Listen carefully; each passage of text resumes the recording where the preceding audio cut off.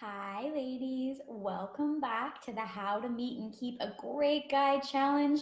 We are now in day 3.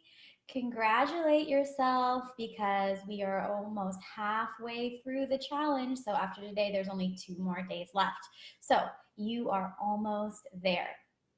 If you are seeing this video and you are new to the challenge, go ahead and sign up. The link is going to be in the description of this video.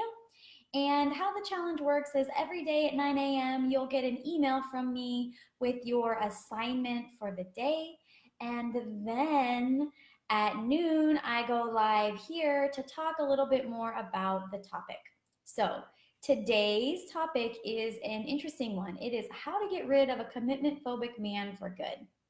So, the first day of the challenge, we practiced identifying commitment phobic men. And I saw some of your lists in the Facebook group, and they were really great. I loved what you put together. So, if you haven't checked the Facebook group, check the group because some of your fellow sisters on this journey came up with some really great um, red flags or things that you can use to identify commitment phobic men. On the second day of the challenge, we got really real about the consequences and the costs of dating commitment phobic men, the cost to your time, your energy, your money, the costs of you wasting time with guys who aren't going to commit that you could be spending with men who are really going to love you, or just spending on yourself.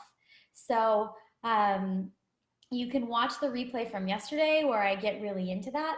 And in today's topic, we're going to talk about how to get rid of commitment phobic men for good. In the email assignment, I gave you kind of a funny assignment today, which was I told you to pull out your phone and just block one commitment phobic man, one breadcrumb, or one guy who's been dragging you along. I said, just block them from your phone, delete them from your social media, and just be done with them. And I imagine a lot of people had a lot of different thoughts and feelings about this. So some people already messaged and said, Kirsten, I already did that a long time ago. I'm good. And other people have messaged me saying, why do I need to do that? Or I friend zoned this guy, so it doesn't matter. Or whatever. Why are you being so ruthless about me not having contact with this person anymore? I just want to be their friend. I'm a nice person, whatever. And here's what I'm going to tell you. There's a very specific reason that I asked you to do this assignment, and this is why. There's a phenomenon in dating that I call old guys coming back. And I don't mean old guys like old men. I mean guys that you knew in the past randomly showing up and coming back at the worst times, okay? And this happens all the time. This happens to almost every woman that is in my intensive program. And this is what it starts to look like. You'll start moving forward. You'll be not talking to these guys anymore. You'll have started ignoring them, whatever. And you start moving forward. And as soon as they feel you moving forward with a new guy, these guys will come back. They will text you out of the blue. They'll chat you. They'll Facebook you. They'll start liking all your Instagram photos. They'll do whatever they do. But they will reappear right when you're on the right track. And this is very dangerous for you because just their presence, just their energy can pull you back into that place that you were before, right? It pulls you back into all of that stuff that you had with them. It pulls you back into, why did I break up with them again? Or it pulls you back into all the discomfort and all the yucky feelings that you felt when you were dating them. And my friends, you don't need any of that. If you're trying to move forward with your life, you need to be able to do that without worrying about having these old thoughts, feelings, behaviors coming back. And even worse, if they really catch you on the right day, you might agree to go out with them again. You might agree to sleep with them again. You might tell yourself, well, I'm just really lonely right now and I don't have anything else going on. And, I've already slept with this guy before. I might as well do it.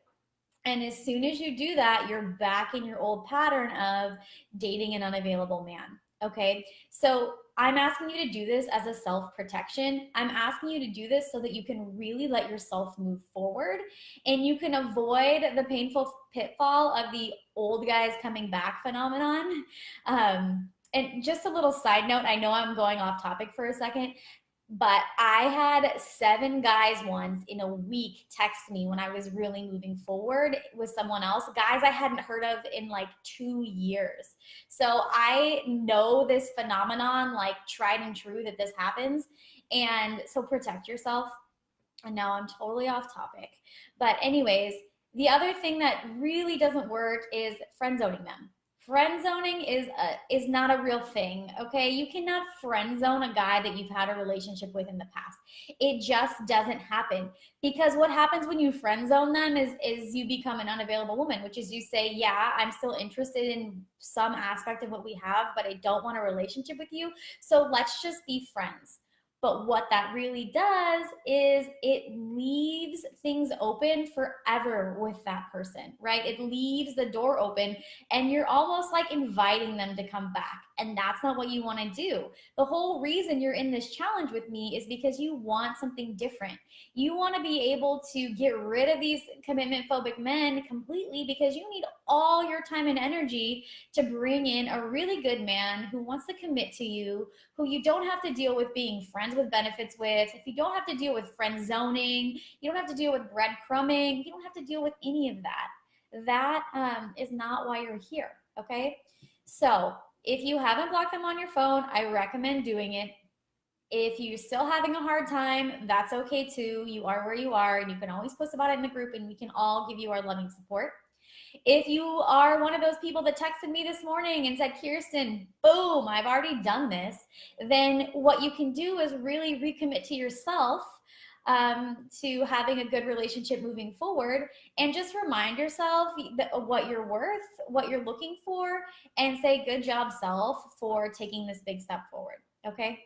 So tomorrow's Facebook Live is going to be really cool.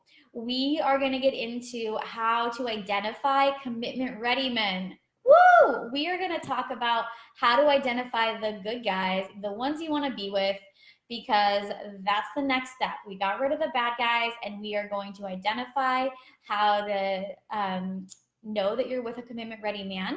And then the day after that, I'm going to get into what commitment ready men are looking for in a woman, so that you can really have what you're looking for. I'll take just a minute now. If anybody has any questions, you can go ahead and post them in the chat box. I can actually see it today. I know there's a little bit of a delay with the video into the Facebook group, so I'll just give you a minute. I don't see any questions coming up. But if you do have any questions, you can post them to the group. You can add them at the bottom of the video, and I will check back later this afternoon to answer any questions that you have. And otherwise, I will see you in your inbox tomorrow morning at 9 a.m. And I will see you on the live stream tomorrow at noon for how to identify commitment ready men. All right, guys, have a great day.